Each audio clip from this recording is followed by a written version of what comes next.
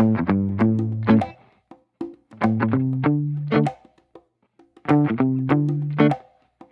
friends, welcome to Namma Chennai kitchen.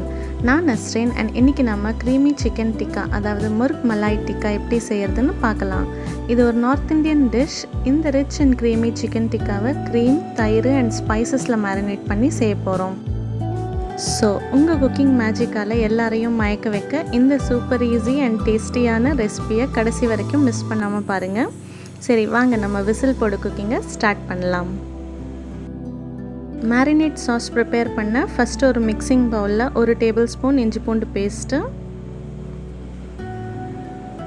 1 tablespoon lemon juice, 2 tablespoon fresh cream, நான் இங்க Amul cream use பண்ணிருக்கேன், 4 tablespoon அளவு தயிர்,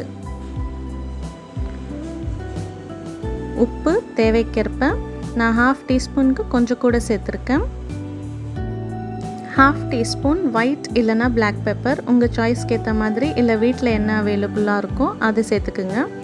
1/2 teaspoon garam masala, 1 tablespoon crushed green chilies பச்சை மிளகாய், 1 tablespoon crushed மல்லி இலை,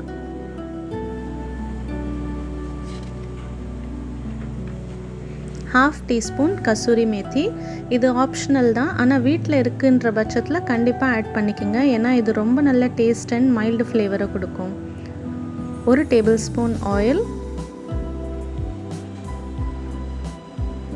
கடைசியாக 4 teaspoon cornflour.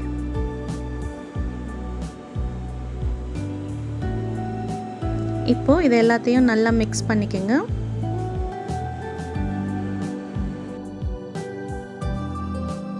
Marinate sauce ready ஆயிடுச்சு.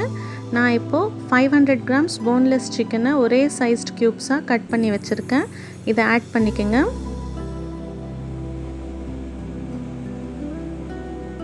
ஆட் பண்ணிவிட்டு இதையும் நல்லா மிக்ஸ் பண்ணிக்கோங்க.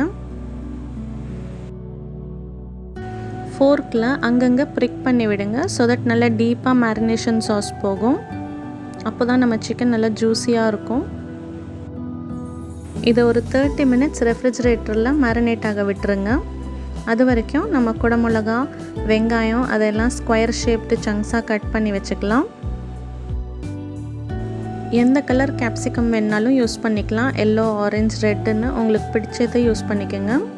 கூடவே பேம்பூ ஸ்கியூவர்ஸை தண்ணியில் ஊற போட்டுருணும்.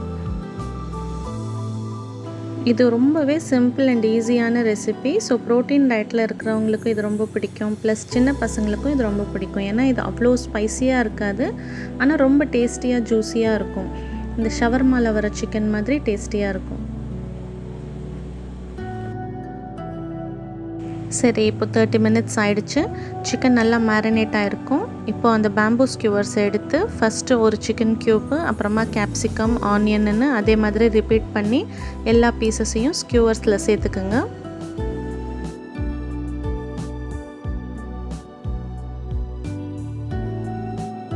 இப்போது நம்ம க்ரீமி சிக்கன் டிக்கா அதாவது முர்க் மலாய் டிக்கா கிரில் ஆகிறதுக்கு ரெடியாக இருக்குது.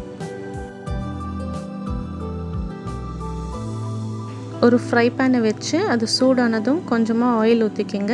ஏன்னா ஏற்கனவே மேரினேஷன்லேயும் நம்ம ஆயில் சேர்த்துருக்கோம். ஸோ இப்போ ஒரு தடவை ப்ரஷ் பண்ணி விட்டுட்டு சிக்கன் ஸ்கியூவர்ஸை இதில் வச்சிடணும். ஸ்கியூவர்ஸை வைக்கிறதுக்கு முன்னாடி ஃப்ரை பேன் நல்லா சூடாக இருக்கான்னு செக் பண்ணிக்கோங்க ஒரு வாட்டி.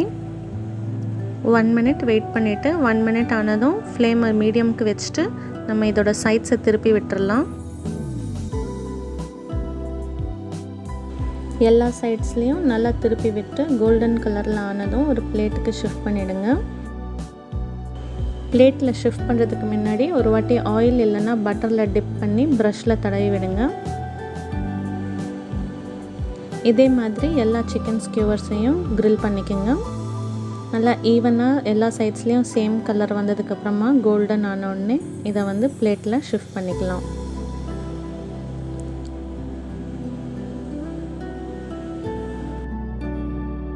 அவ்வளோதான். இப்போ இதையும் பிளேட்டில் ட்ரான்ஸ்ஃபர் பண்ணிக்கலாம். சுட சுட க்ரீமி சிக்கன் டிக்காவை புதினா சட்னியில் தொட்டு சாப்பிட்டா சான்ஸே இல்லை, அவ்வளோ அருமையாக இருக்கும்.